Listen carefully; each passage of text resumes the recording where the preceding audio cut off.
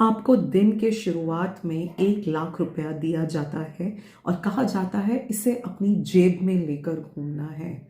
और घर से निकलते ही उस 1 लाख रुपए में से, जो कि 100 के नोटों में है, 100 रुपया गिर जाता है। तो आप क्या करेंगे?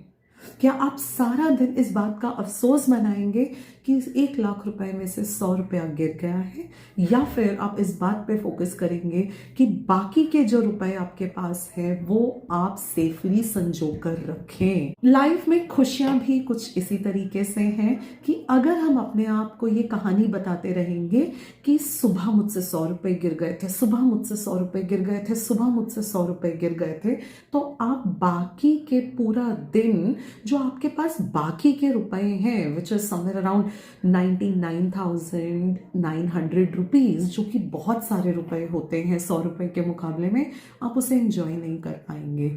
आप सिर्फ उस 100 रुपए का अफसोस मनाते रह जाएंगे। तो वैसे ही हम जो कहानियां अपने आप को बताते हैं वो इसी तरह से काम करती हैं कि लाइफ में हर किसी को कभी ना कभी कोई ना कोई मुश्किल फेस करनी पड़ती है।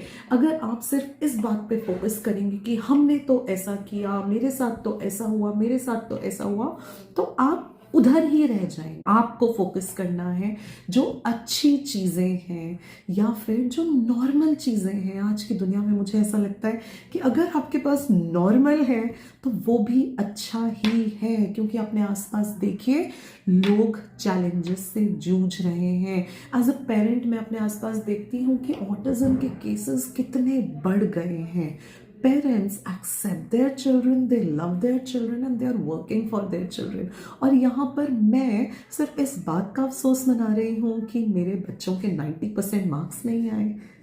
तो यही नज़रिया आपको रखना है कि 100 रुपए जो गिर गए उसे छोड़ दीजिए। 99,900 रुपीज़ जो आपके पास है उस पर फोकस कीजिए, तो आपकी लाइफ हमेशा खुशनुमा रहेगी।